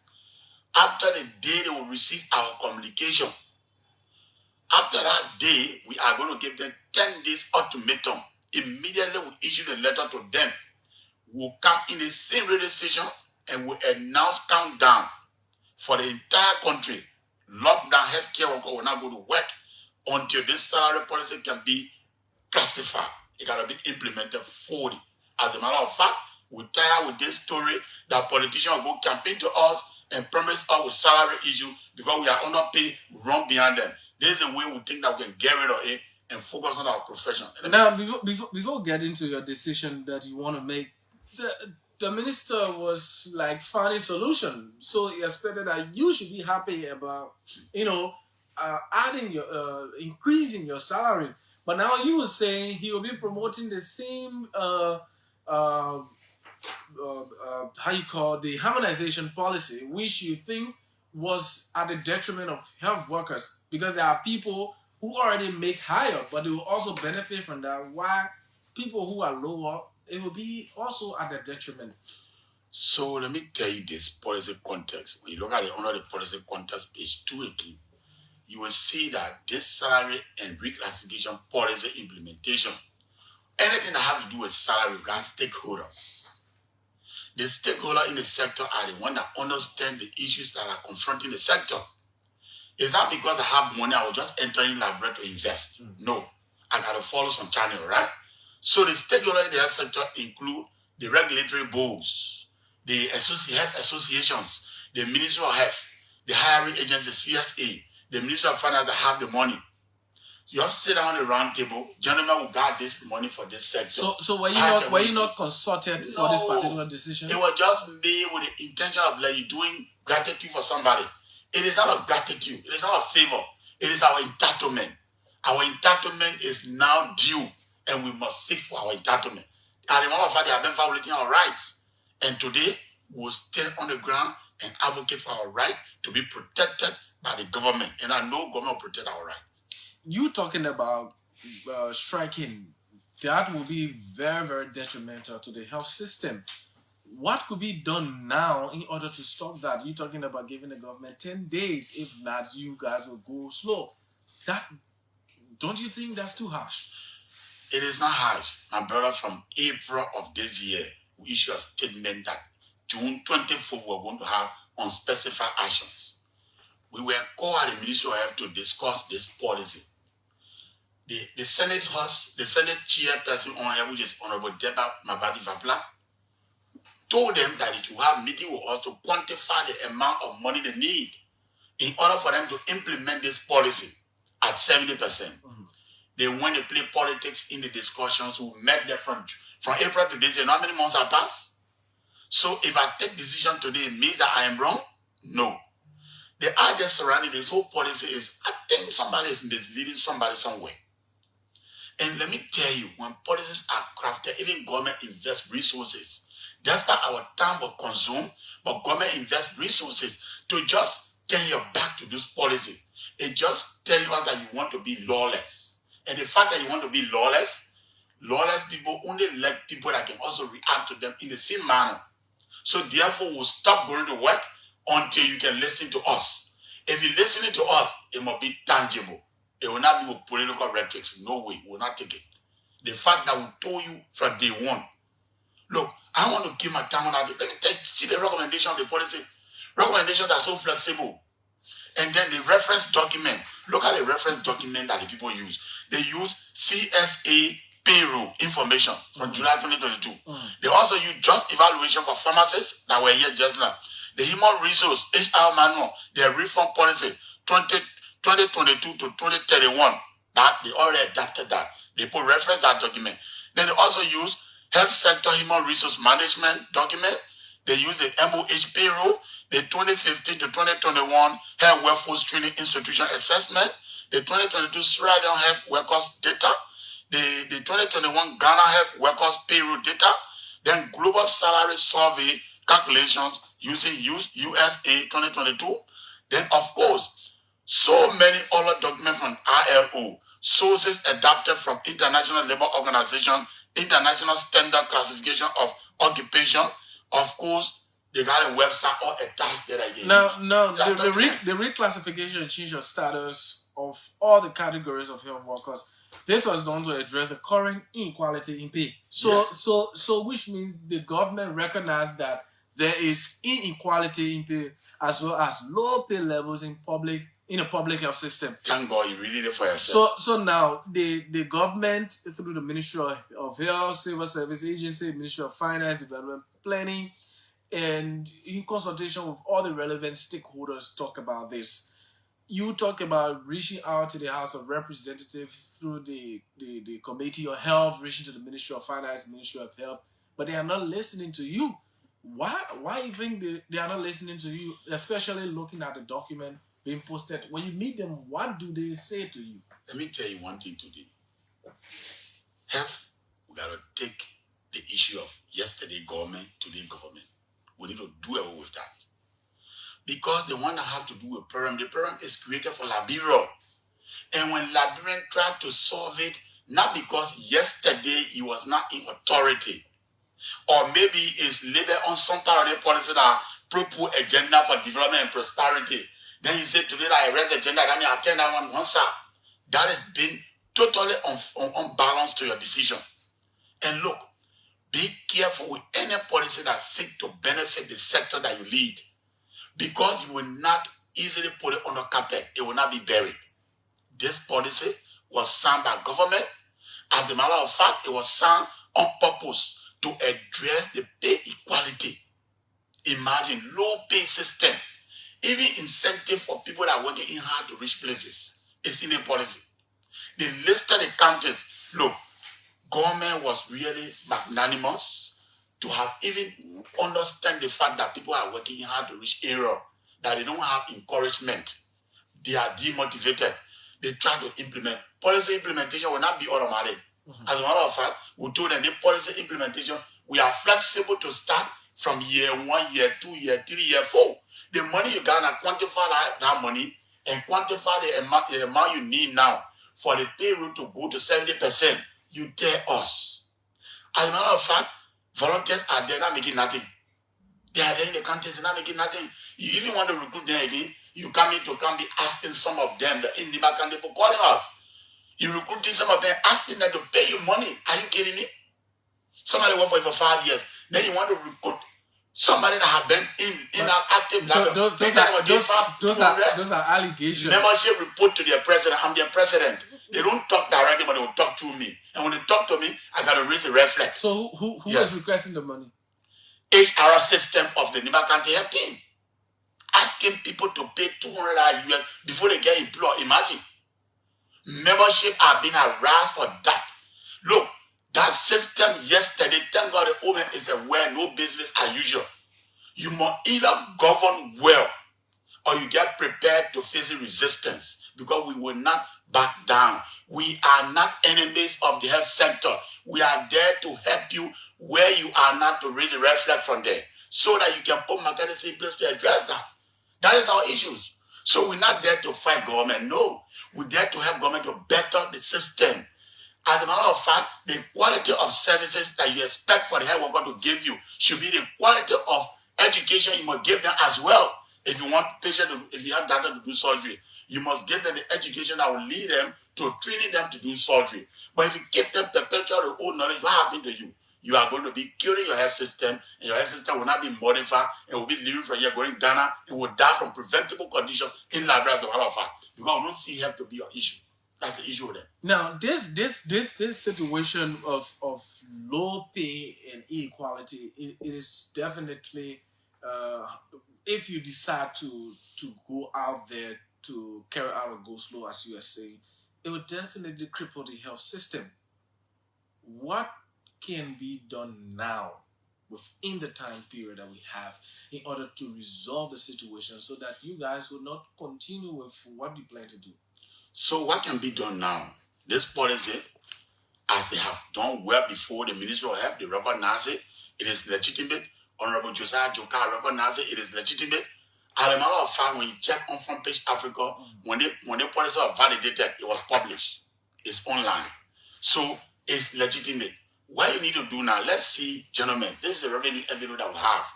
let's see at 70%, how much will take government? Now we start discussing, right? Because we didn't even say government will allot the money. We also provide avenue in this policy on how revenue will be generated. As a matter of fact, we propose just revolving fund. That means people will pay minimum amount to get services. That amount needs to be managed appropriately so that the health sector will be resuscitated eventually.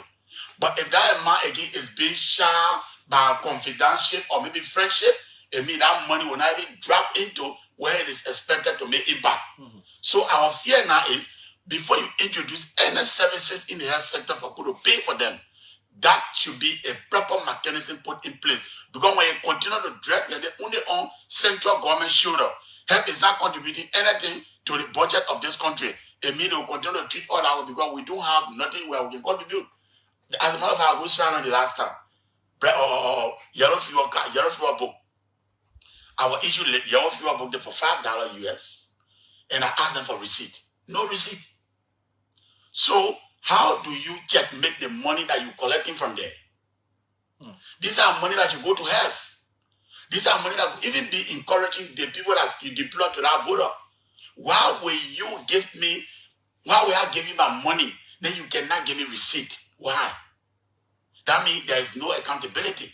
So those red flags will continue to raise and so the system can be strengthening. That is the reason why you see people fighting around here to be directors, fighting around to be ministers, because when they get there, they feel that the loophole, they will use them to chop. They will not use the loophole to improve, but they will use the loophole to chop. And that is very, very wrong.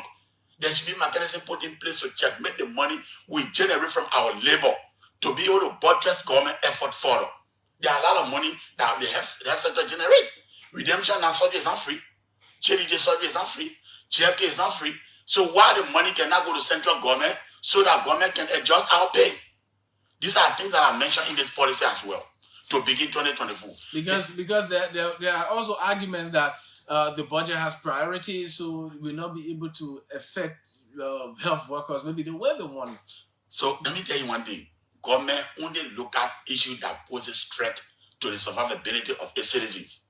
The fact that we strike, that day will be priority.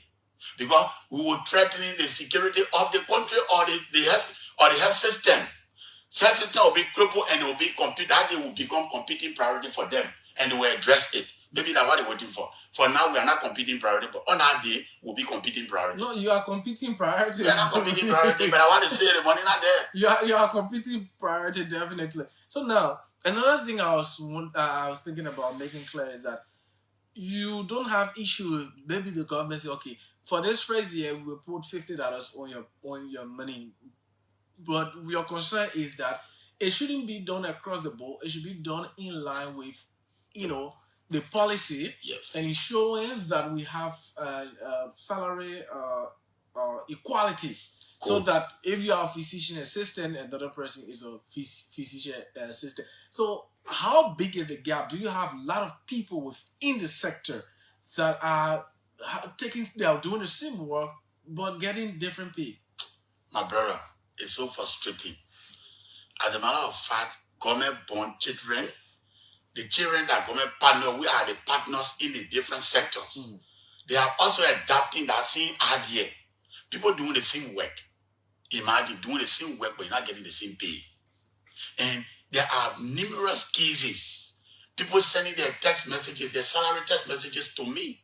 Somebody, physician assistant, earning $84 a year with 3,000 labor day in Foya district where I'm coming from. The person got family there already because as a man, you took a family there 10 years ago, you there. How effective do you expect that man to be? Even the man is at work. It is going to be the man starting to at work because the man's mind is not composed. He's thinking whenever he get that text message, it will demotivate him further. It will traumatize him. He already finished eating the money before he come to get money.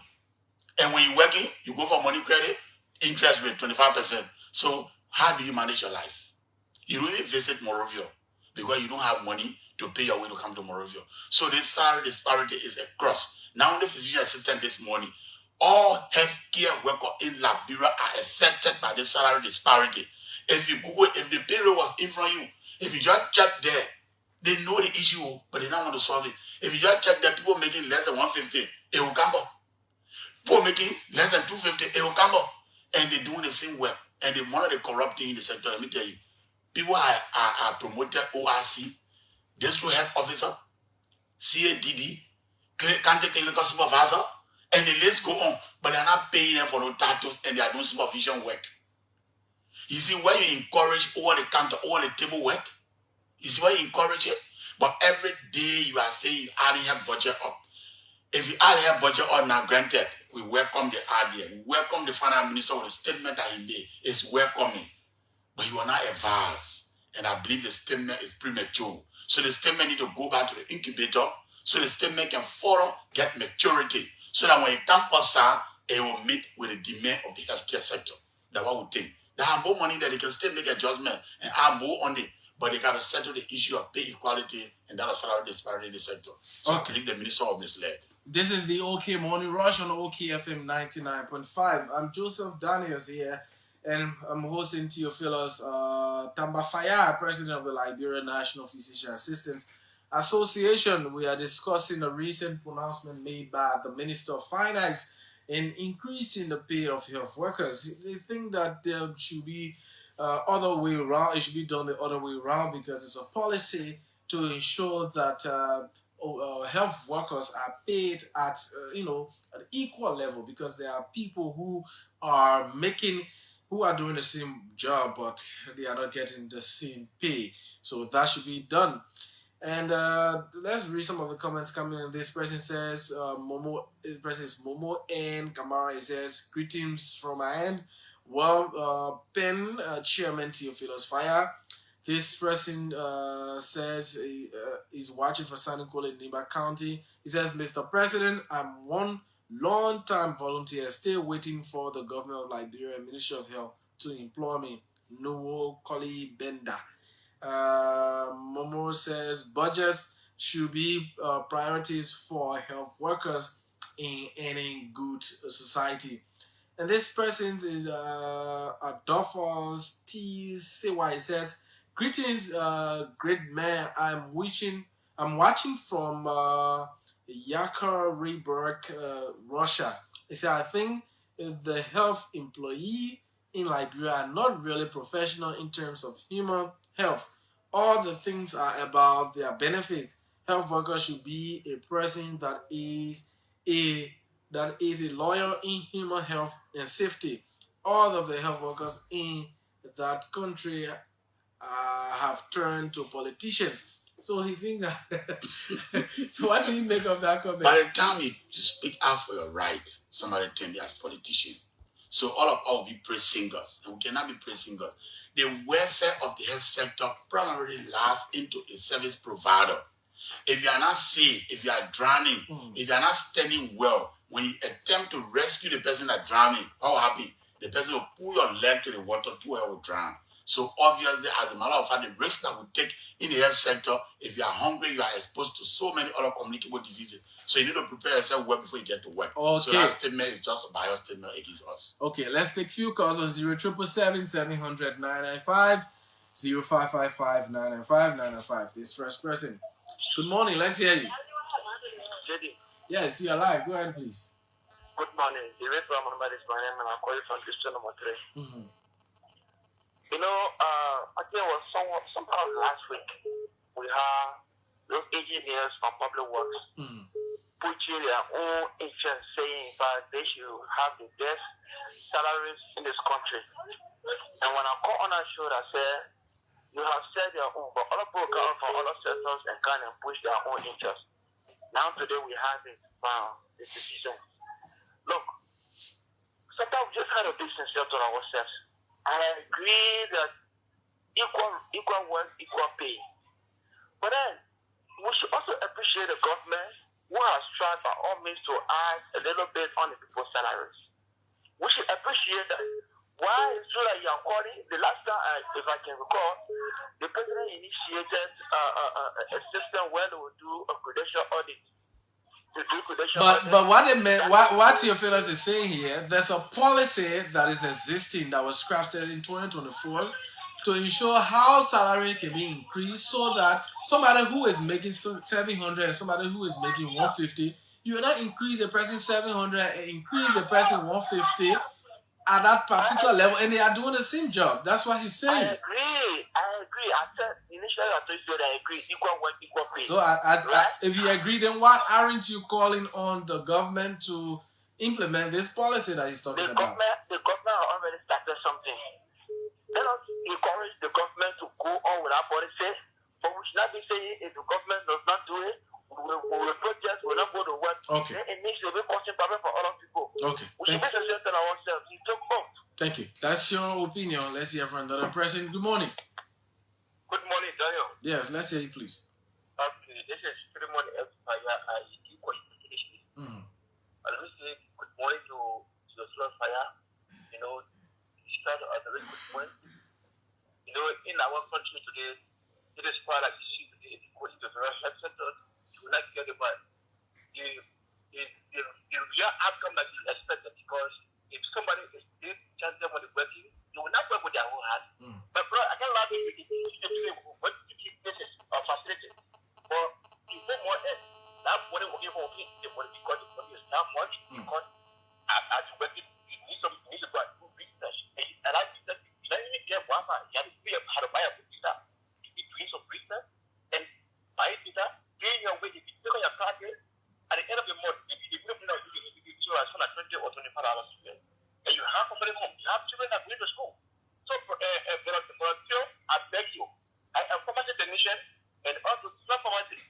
For now, I can still consider myself a pharmacy. I'm still a pharmacy technician. So please, I want to pay a number or this my number. So that's what you commit now. And when I'm for to go and be giving to the fact, I want to talk to whatever word I use. Anyway, please let me know. I will go with you. Please, this my number, sir. Okay. Okay. Thank you as well. Let's hear from this person. Good morning. Yeah, good morning, Judy. Yes, you're live. Go ahead, please. I'm phoning from Waterside this morning. Let's hear you, Gabriel. Okay, thank you very much for the show, and thanks to Chief Leader for his deliberation this morning concerning their salary. I think the government will not just be promising these people. There are different kinds of professionals. When the issue of health is very, very essential, it's very, very essential to human needs. So I think the government should do the needful, to see how best, because they not just start in this regime, in the Baga regime. I think if I can retrospect, some of them make commitment to the people before in the Joga regime, and nothing has worked out. Then the government say, Mr. Baga said, no business as usual. I think some of the things, and he was not just saying those things to the people during their campaign, no business as usual. So they should come back to do the needful for them, because these people, they are very essential to us. How the people will then be accused allegedly when it comes to taking medicine from hospital, carrying in their own pharmacy. These are some of the outcomes of those things. Okay. If the people are getting the thing they're supposed to get, definitely, why not expect it will happen? So thank you very much, JD, for this. Thank you as well. Let's take another person this morning. Go ahead, you're live. Morning, Daniel. Yes, go ahead, please. You're live. Daniel, I'm focused, and I'm from the Southeast. Let me say good morning to your guests. Daniel, I think to run government in Liberia, it's becoming so difficult because almost every sector is politicized. And it's clear not taking Liberia is not going too far in terms of the way other countries are on path in the context of development, rule of law, and good governance. What am I saying so? Professional people that take oath, people who are supposed to devote their time in ensuring that the human existence, the healthcare conditions of our people is ensured and guaranteed. Nothing but protest. Oh, but the people got family to feed. They got children to send to school. You don't think they have rights to speak out? Daniel, every sector has what we call procedure, rules, standards of engagement. You will not be you can be a classroom teacher in a class who's supposed to concentrate on how to mold the mind of the team. Equally so, someone in the health center who's supposed to think about. As we speak, there are a lot of patients are lying down in the real hospital with no attention. Simply because they took the individual grave with the government to innocent patients who lie down to the hospital. And there's no attention. What I want to say, no, yes, mother, it is good to fight for a right. It is also demanding that the safety and the guarantee of the life of our people is rest on the shoulder of the what you are saying, there are procedures to follow, but you listen to Theophilus talking about the engagement of the Ministry of Finance, the legislature, the civil service agency, but they are not listening. Good. So I want to end on this by saying, so we also not call on state actors because it is important, because this is the way that it all works for our people. So the Ministry of Finance receives a all note of that, whatever the case may be, but the fund of the government is acknowledging that there is a constraint. So government has raised 30% or $30 so. I think $30 so to say, look, this is what we added. While the engagement is ongoing persistently, I know that there is thought and thinking of the government to make sure that they yield to that or they do more than that. But we should not resort into taking onto the streets. Okay, thank you. Let's hold you there and take this person. Good morning. Yeah, good morning. Yes, go ahead, please. You are live. Yeah, I just my contribution. I want to partly agree with the children here. And your name, please. Yeah, I'm Prince Kamayuma. I'm calling from Kingsville. I just want to caution my brother to avoid the protest, right? Company have like the kind of services that they offer, it's actually very important to the population, to the country. So it is something good that we should appreciate it. And also, it is also good to highlight the kind of effort that this government tries to put in place. I think if my memory can serve me right, certain increments should be made by next year. So, and also, we have to also know the kind of government that comes in power. There are some governments sometimes when you demonstrate and you get the ears of the leaders and what have you. But I think the strategy that the health workers need to use is to forget about non-political approach. Protest may not help them. Okay, thank you. Let's take one more, then we'll go back to Theophilus. Good morning. Yeah, good morning. My name is Benjamin Swami. I'm the president for the Liberian Diabetes Association. And sorry, I'm driving for any reason. My I want to participate a little bit. Quickly. Oh, are you there? Yeah, so I am here. And so, yeah, thanks to Comrade Fire. He had just said it all. The $50 that government added will have solved just the problem. There are people who earn $150. If you're looking at salary, 90 who have bachelor's is $650. 70% of it is $455. 90 who associate, I don't call it $540. 70% of it is something around $3 something. So if you were to add $50, you said you're adding, if you were to reclassify, you will realize that there are some of our food is already in 400. You will realize that you won't have to get any money. So that's just the issue. And the issue here is teachers are more than health workers. If you were able to reclassify teachers, you heard the finance minister say, all A certificate holder will earn the same money. All C certificate holder will earn the same money. If they were applicable for teachers, why wasn't they applicable for health? But I realized that the finance minister, like Theo said, is ill-advised, and I think our ministry is the problem. Because if our ministry had not have advised our finance minister appropriately, the issue like this will not come. The disparity is actually reducing the morale. Because the fear is same degree, same work, to your amount, same money. Okay. So if it is not that way, anyway, I can't take all of the time. Yes. If you're applicable for the teachers, it means that it should also be applicable for health. Okay, thank you very much. Let's hold you there. Let's go back to your fellows. Just get 1 minute to respond. Thank you very much. Let me quickly respond to our colleague Poga Robert. He's welcome to say what he's Focus Wilson. Focus Wilson, okay. Focus Wilson is welcome to say what he have just said. I agree with him. We took oath, but equally so nothing written in our oath that we should take oath to die as well. We took oath to serve the people, and we should also be served. But we cannot keep, engaging you in the public, calling you on you, wrecking you, calling you for meeting. You call for meeting, eventually will see like a delay tactics. And government operate based on budget. And budgets are crafted for now. We are in January, new budget start. And when you get government all the time, they pass the budget, they not capture money, they not capture money. I mean, it's DOA, they won't arrive already because it will be next year business. So this time, we already know that we're going to discuss the budget. As a matter of fact, we'll raise our concern this time and put their feet to fire to respond to our concern. Nobody that want to strike will tell you 10 days.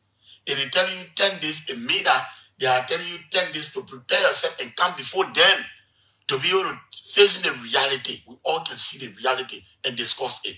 That's how it is meant. It is not meant that we want to go strike the politician. No. We just simply want to tell you that we're not going to work. And you put your mechanism in place. So all of our colleagues that were attempting to call this morning, I said thank you very much for the effort. And all healthcare workers, your hope should not die. Continue to work as it stands. As long as you sign in to do the work, do the work. When we need an action, we'll call upon you. Because we are advocating for you. And we'll stand by you in this nightmare called salary disparity. Salary disparity will delete it this year. Go first. And we know our finance minister got good intention, but he will not advance properly. So I believe that he's listening and he will be advanced properly by our calling this morning. He will take cue and make sure that the small thing he got, he can know how it can be distributed in the health sector. Thank you so much. Thank you, Theophilus Fire is the president of the Liberian National Physician Assistants Association here, talking on behalf of health workers in